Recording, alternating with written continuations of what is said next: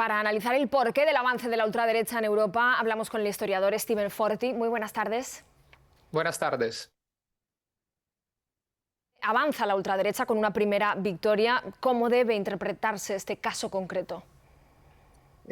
Esto responde a una dinámica que estamos viendo desde hace años y si me apuran desde realmente los años 80 o 90, cuando la extrema derecha, a partir del Frente Nacional de Jean-Marie Le Pen, empezó a entrar en los sistemas políticos de algunos países de Europa Occidental. Luego hemos tenido Jörg Haider en Austria y luego, sobre todo tras la crisis económica de 2008-2010, hemos visto un avance que nos lleva hasta nuestros días. Además, en el último año y medio, con la guerra en Ucrania, tras la invasión rusa, hemos visto cómo las fuerzas conservadoras en general y de extrema derecha más en concreto han visto también mejorar sus resultados y han accedido a diferentes gobiernos de la Unión Europea.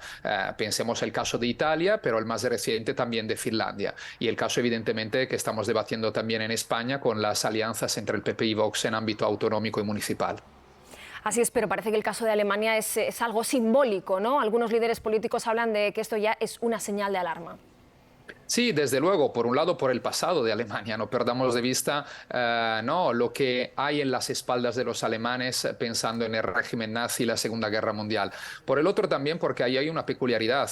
La derecha conservadora tradicional, representada por la CDU, no, digamos, sigue manteniendo un cordón sanitario con la extrema derecha, cosa que no pasa ni en Italia, ni en España, ni en muchos países del este y de Escandinavia. Entonces, la victoria además en segunda vuelta, donde en general se suele decir que los sistemas electorales a dos vueltas dificultan aún más la llegada de la extrema derecha en las instituciones, pensemos el caso francés, que es sintomático en ese sentido, pues ha demostrado este caso alemán que también en ese caso, con una segunda vuelta, la extrema derecha y sin estar aliada de los conservadores, puede también conquistar algunos resultados.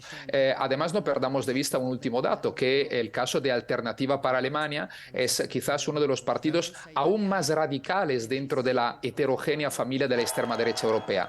Pide la salida o la disolución del euro y tiene posiciones muy críticas para, digamos, utilizar esta expresión con el apoyo a Ucrania en la guerra. Alemania, Italia, Finlandia, España. ¿Hay un único perfil del votante de la ultraderecha en toda Europa? Bueno, esa es una cuestión muy interesante porque hasta hace unos años se tenía un perfil bastante típico del votante de extrema derecha, un hombre de mediana edad en general, ¿no? Que podía ser, digamos, autónomo o, digamos, con un trabajo poco cualificado, etcétera. Hoy en día esto es mucho más difícil y no solo porque, y eso es cierto, hay diferencias entre país y país, pero el tema es que la normalización de la extrema derecha que se ha convertido en algunos casos en el primero, el segundo, el tercer partido en algunos países, ha hecho que también su electorado se ha normalizado. Es decir, el electorado de la extrema derecha se está pareciendo cada vez más al elector medio de cada país. Y entonces es cierto que en general la extrema derecha consigue, digamos, tiene un caladero de votos importante en un perfil de votante representado por hombres de mediana edad, etcétera, etcétera, pero hoy en día tenemos en muchos países, pensemos el caso francés o italiano, pero también Estados Unidos, muchas mujeres que votan a partidos de extrema derecha. ¿Y qué tienen en común? ¿Es quizá el descontento de la clase media? Bueno, entre las razones podemos encontrar, yo creo, tres grandes ámbitos que explican el auge de estas formaciones políticas.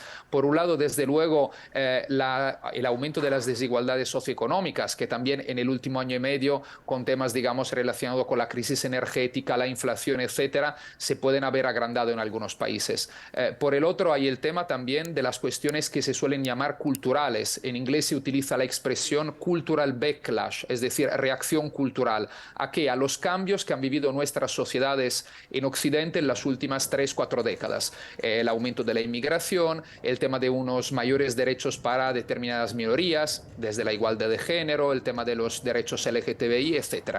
Y esto ha comportado en algunas franjas de la población un rechazo a estos cambios. La extrema derecha intenta capitalizar este rechazo. Y por último hay otro gran bloque que es importante, que es el que podemos poner debajo del paraguas de la crisis de la democracia liberal. un aumento de la desconfianza de gran parte de la ciudadanía hacia las instituciones, la debilidad de los partidos como tradicionales, como estructura, y evidentemente también el deshilachamiento, la atomización de la sociedad. Todos estos elementos se juntan y tenemos que tenerlos muy en cuenta para entender por qué hay cada vez más electores que en muchos países eligen la papeleta de partidos de extrema derecha. ¿Y cómo se combaten esas ideas, las ideas de ultraderecha? Bueno, esta era la pregunta del millón. Si tuviésemos la respuesta, creo que habríamos solucionado un problema que en cambio nos acompañará, me temo, durante muchos años. Yo creo que es justamente entendiendo dónde están las razones que explican el auge de estas formaciones políticas, es ahí que se tiene que actuar. Entonces, una cuestión clave yo creo que es justamente no solo reducir, que también las desigualdades sociales, y entonces reconstruir, por ejemplo, lo que un tiempo se llamaba el ascensor social, que se ha prácticamente roto respecto a las décadas pasadas, sino también ir a ver dónde no funcionan o no funcionan bien nuestras democracias liberales. Entonces, por ejemplo, el tema de la confianza es una cuestión clave. Si la gente desconfía de las principales instituciones de sus países, tenemos un problema enorme.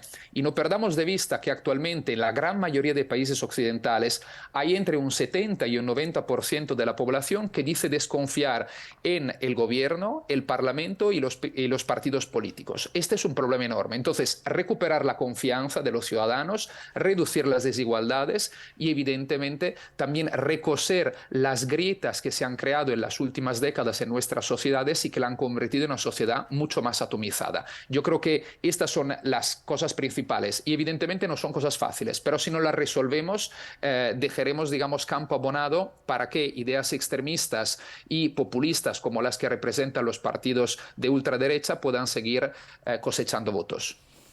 Steven Forti, historiador y experto en la extrema derecha. Muchísimas gracias por atendernos en el canal 24 Horas. A vosotros, buenas tardes. Buenas tardes.